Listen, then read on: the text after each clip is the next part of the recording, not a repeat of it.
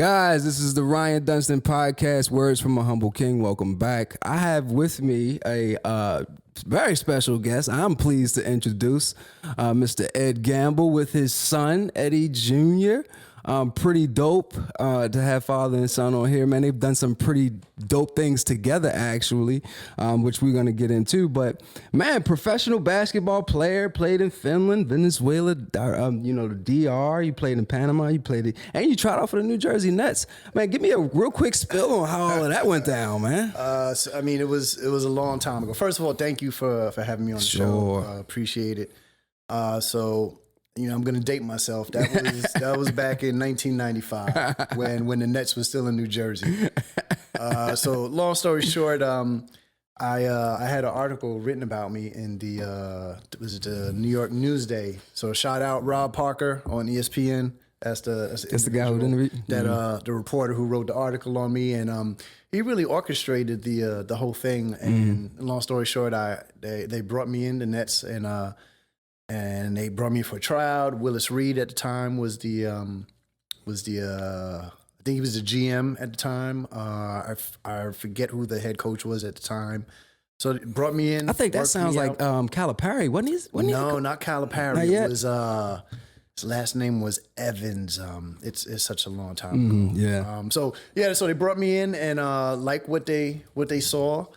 And they were going to bring me back into the rookie free agent camp, and the NBA went on strike that year. That's something. I got swept under the rug. So to speak. And you worked hard to get there, man. You got bounced around. You went to Finland, Venezuela, those countries. Finland, Venezuela, Dominican Republic, Panama. Local tournaments in the park in New York. That's really where I started, just playing, in the park. And I had this crazy dream that I wanted to play pro ball, and it took me six, almost 7 years before I played professionally. So I chased it. I tell you what, man, it's produced a hustle in you because you were originally from New York, but you're 17 years in Maryland now with your son and your wife. Which is pretty cool. And you guys have been able to form a family business. I mean, you're working with, United Real Estate Executives, top producing realtor in Howard County and Anne Arundel County. You do pretty good in Baltimore too. You got this business with your wife. And your son, which we're going to get into, where you guys get into the investment side of things, which is pretty cool, creating some affordable home housing opportunities for the residents in Baltimore City, which is pretty huge. Our business name is Gamble Investments LLC. Gamble Investments LLC. Gamble Investments LLC. Real quick, tell them how they can get in contact with Gamble. Well, you could follow me on Instagram, the Howard County Realtor, or you could search under my name, Edward Gamble. You can reach me directly at 443-574-5393, or you can shoot me an email at edgambleforhomes@gmail.com. Yeah, pretty cool. But I think the dopest thing about this is you have your son running this business with you. I mean, he's following you everywhere. He's soaking up every bit of knowledge. He is pretty amazing. Part of the big three. That's what I call myself, my wife, and EJ. So he's been, like you said, he's been at the closing table with us, when we signing documents on investment properties. EJ, why don't you tell everybody what's your job when we go look at investment properties? My job is to and look at the walls of wherever there's mold, if there's if there's mold. So which is a pretty big deal, right? Yeah. Right. What does mold? Do you know what mold would do to your home? True. And it's very dangerous, right? If people moved in. That's pretty cool, man. You're learning this at this age. So when they introduced your jobs to you, did you feel nervous? Were you scared? I'm sure you didn't want to make a mistake. Yeah, I'm sure. Pretty nervous in there. But mom and dad were pretty there. Mom's a bulldog, I'm sure. And dad, he's been through so much that they probably had you there so that you can, get the job done. Yeah, he's doing a good job. He's following in the family footprints. So talk to me, Ed, about the importance about how you've recognized why this should be done at this age, this young. Because EJ, can you tell me how old you are, bud? 6 years old. You're molding him in real estate right now. So our philosophy is we expose him to everything. kids, and you know yourself, you have kids. Kids are a sponge. Sure. So we try not to limit the positive things that we expose them to. So we're big on traveling, definitely on the business aspect, giving back, donating. He's come with us to several different locations where we donate clothes, food.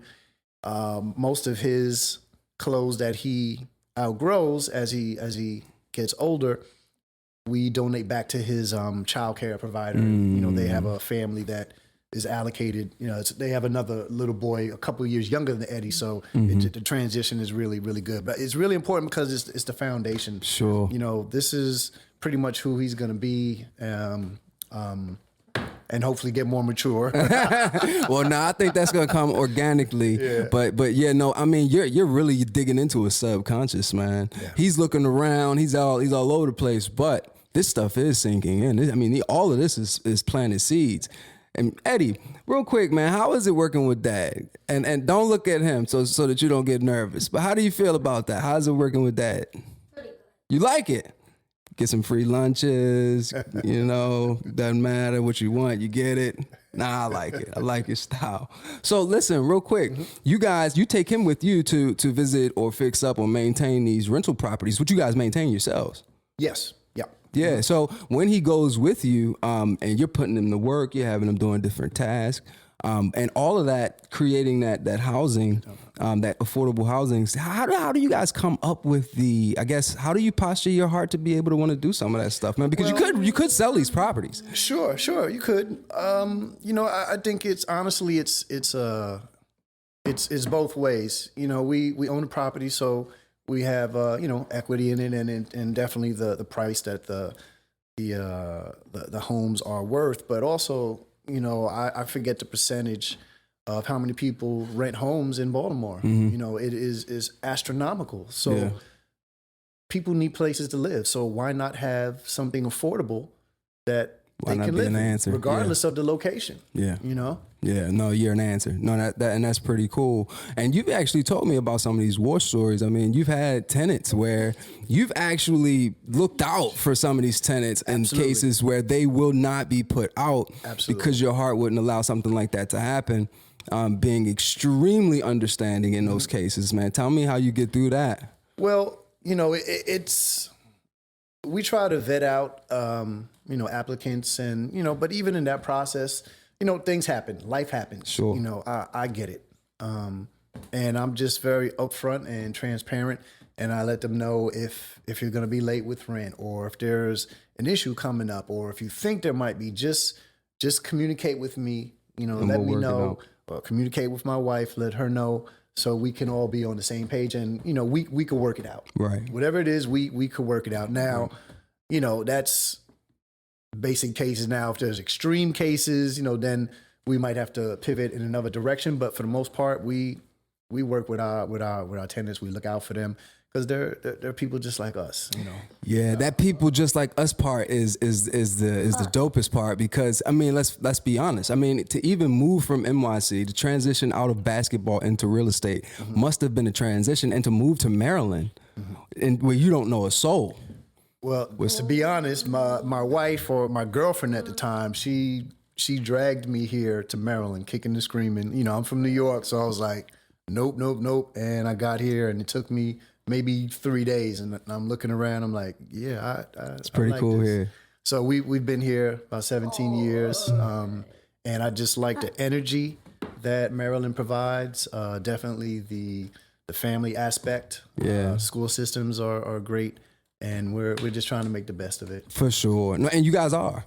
You guys are making the best of it. Talk to me. I mean, here we get into the heart, right? Which and I know that you've dealt with some failures, some fears, as you try to build a business, especially the one you're building, a business from the ground up. You've gone through, and you know, your wife came as she was already established. She already had her career. So you're like, all right, what am I going to do? I got to do something. And realtor was just something that I guess stuck out to you. Well, I'm assuming. You know, my father was in real estate, and I can remember, as a kid, same thing that I'm doing with Eddie that he did with me. I remember going to the buildings that he owned in Brooklyn, New York. I remember he used to work for the airlines, taking me to the airline, to his office. So in the back of my mind, real estate was something that I always kind of thought about. But like you said, when I transitioned here to Maryland after some time, I decided that that's what I wanted to do. And I hit the ground. I wouldn't say hit the ground running, but exactly. And that's what I'm getting to. And the ground hit back. So I was there too, man. Listen, I had to become a loan officer too, man. So and that's where I wanted to be. I mean, because it's hard. I know how difficult it was. And we actually on the first season of this podcast talked about some of the things I went through, like anger, failure, change. That was a big change for you. Coming to New York, starting a business in Maryland, man. Tell me about your mental when trying to put together what you were going to do, the plan and the worry and the anxiety, I'm sure. Yeah, all the above. But what really helped me out and how I really started, I became like the plug. I just wanted to help people. So, my idea was to, if you needed a plumber, I know a plumber. If you need a lender, I know a lender. If you need an electrician, an appraiser, handyman, I have all that in my professional network, and I can refer you to them. And the more that I referred, little by little, people started calling me, and I didn't even know where they got my number from, or they would say, "Hey, I met you at a happy hour. I met you when you were picking up some food, and we struck up a conversation, and my sister is looking for a home." So it was just servicing, helping people. And that synergy just came back to me. So you're telling me that in the moments where you were trying to build, your approach to building was, let me just go get to know some people to find out what they need. And once I find out what they need, I want to see if I can solve that problem for them. Exactly. If you can solve a problem, we all know. Exactly. So, and I'm assuming that people, talking to people, it just kind of seems from your past and the basketball in all the different countries, communication and, and being open enough to start an open conversation with someone you don't know was something that you were comfortable with, I'm assuming. Absolutely. I mean, I'm a people person. My wife says I have the gift of gab. But what I would do, and this is advice that I give to newer realtors now, the market is so saturated with realtors. So it's like the new hustle now. I'm going to be a realtor, and I'm going to make this money. You have to let people know you're a realtor. Yeah. If I go to a happy hour to go to pick up some food, or if I'm even at the grocery store, I don't have realtor written over on my head. So I have a conversation. I introduce myself. And I might say, I don't know if you're in the market, but let me know if I can help you out. And I give them my card, and I just leave it at that. It's not an aggressive tactic. I'm not like an ambulance chaser. And then when they look and they say, "Oh, wow, you're a realtor," and I say, "Yeah, I am," and that strikes up another conversation, and something might come of it, something may not, but you got to plant those seeds everywhere. And you're okay with if it doesn't happen. You have to be, because as you know, just because you speak to somebody and they say they're ready, I'm pre-approved. Yes. I found a house that I want. Yes. That does not equate a deal. Yes. I've had deals fall apart at the closing table. Yes. So,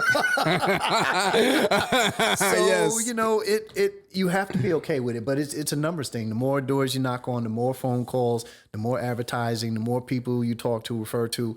If you get 10 leads and out of that 10 you close 3 of them, I think I'd be happy, because you figure a lead doesn't mean that somebody's really ready. It could be, well, I'm thinking about in 2 years I want to purchase a house, or I'm just not ready yet, I need to work on my credit, or I really don't have the down payment yet. So it's a numbers thing. Yeah. Well, so what I hear in there, man, because like I said, you got to be okay if it doesn't work out. So you're not afraid of failure. And then also, I also hear you saying, you are witty enough, not necessarily witty enough, but you are taking advantage of every opportunity, because every opportunity you get to introduce yourself or to get that lead, that's the thing that leads to the thing. It doesn't always have to be the thing. It could be a lead that passes your name to another source that may connect you to 10 other people that bring some other deals. Man, talk to me about maintaining a posture that will allow you to continue to want to serve, right? Because people will get on your nerves. And I know you know it. We talk about it all the time.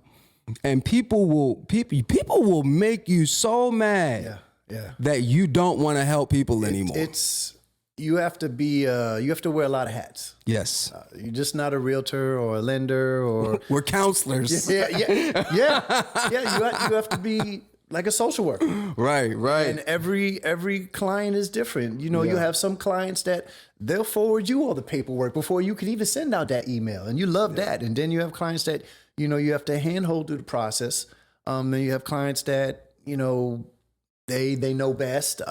So I like the fact that it's different all the time. So it keeps you sharp with who you're dealing with, and it also it helps because now you know how to approach different scenarios. So if I only knew how to approach a scenario where somebody has everything in line, and I would fall apart if I had someone who didn't have everything in line or didn't know what to do. Yeah. So it helps keep me sharp. Yeah. And the fact that you keep Eddie with you, man, during this stuff, he sees your failures too.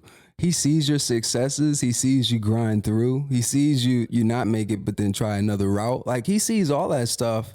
And you don't mind showing it to him, man. Most parents are not afraid. I mean, most parents are afraid. They normally, and correct me if I'm wrong, all right? And I don't want to ramble, so I want to stay on track here. But when I was younger, I didn't get much. So I grew up trying to give my kids everything and make the world perfect. But I found out how wrong that was, right? With my first, and I tried to get it right with my second and third, right? And I have all boys. And they don't let you forget you got it wrong. Yeah, oh yeah. You know what I mean? I'm one of five, all boys. So you get it. And I'm going. So the point I'm trying to make is, when I became a father, it was important to me for my kids to see, as weird as it may sound, perfection. I wanted to, because I didn't have a father coming up, so I didn't know what it looked like. I didn't know how to be one, and I didn't know what to show my kids. So I figured the best way, or the best father to make them, to present to them, was one that didn't fail, one that triumphed all the time and had it perfect. But that's not the case. That's not even real life. Yeah. And I had to learn how to let them into my failures, let them into my successes, let them into my delays, let them into my rerouting. How has that been pretty normal for you to want him, for him to want to see, for you to want him to see those things, the real portions of fatherhood? Well, I don't have a problem with it. And my wife, she would chime in the same way. Early on, when they're babies, it's different. But now that he's of age where he goes through his own triumphs and failures, he's in first grade. What we are trying to preach to him is how to be smart, how to be smarter. If he came up with an idea, he likes watching kids on YouTube, which I'll never get. He watches a kid playing a game. He's not playing the game, but he watches a kid playing the game on YouTube. So he says, I want to have my own YouTube channel. Or he said, I want to come up with invention of, what was your invention? Sneakers that... So like all the YouTubers, it's a lot of money because you have to make shirts, shoes, and you gotta make a YouTube name, and you gotta get subscribers. And what's all that stuff called? Shirts, and that's called merch. Merch. So what we've been doing for the last, and Eddie is 6, so for the last 3 years, we do a vision board at the end of the year. And we get some magazines, and we just give him the magazine with scissors and just cut out, what you like, what you want to do. And, we all three do it, and then we present it to each other, what our vision board is for the year. Powerful. And, my wife started that. She's, my wife. Powerful. She's got it. Yes. She's got it. Yeah. You guys are creating such a legacy, man. I'm proud of both of you, and I'm so happy that you guys are choosing to do it the way you're trying to do it. But you guys are and I know we're running out, but running out of time. But I want to get to this b-ball machine that you've created. Tell me the inspiration behind creating the b-ball machine. My wife, Greba Gamble, she played basketball as well. Her professional basketball story is totally different. You know, I had a dream, I chased it. I wasn't always 6'5", 6'6". I had a late growth spurt. So my wife, at Eddie's age, was a basketball phenom here in Maryland. She went to River Hill High School. She was Howard County Player of the Year 2 times in a row. After high school, she went to George Washington University on a full scholarship. She transferred to St. John's University in New York, and that's where we met. But my wife really invented the b-ball machine, which is a dribbling basketball device that helps enhance your dribbling skill set with immediate results. So she comes up with this idea.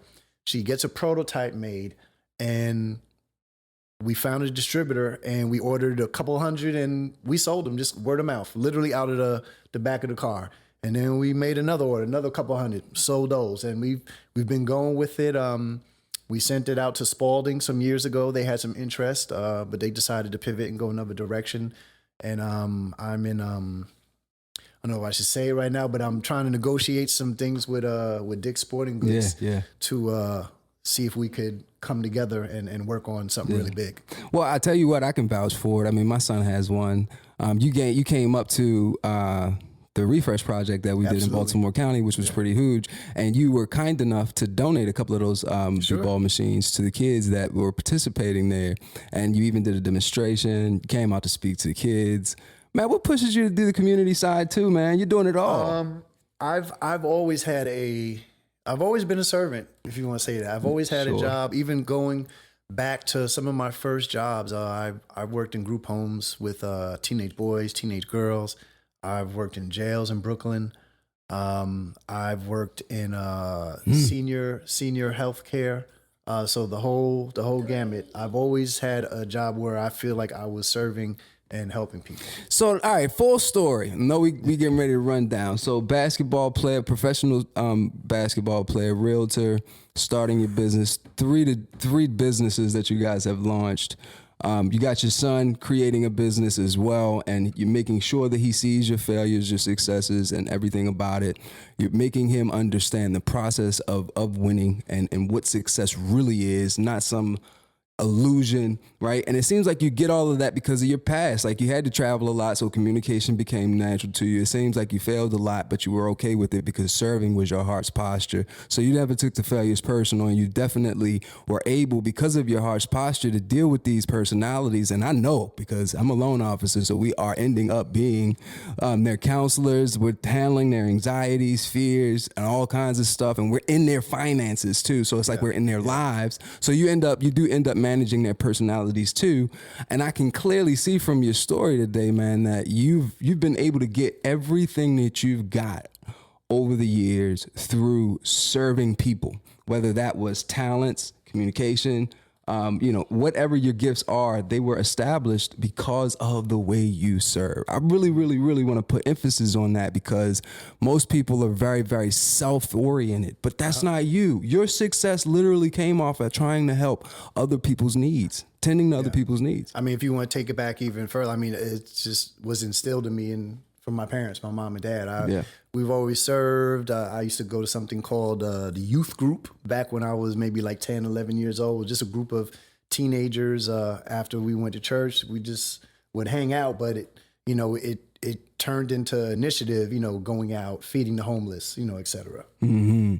All right. Well, listen, I appreciate you joining me, but before we get out of here, I want to make sure, I know you already did it, but I want to make sure they know you, know how to get everything. So let's start with the b-ball machine. How do they get to that? Well, you can contact me directly again, 443-574-5393.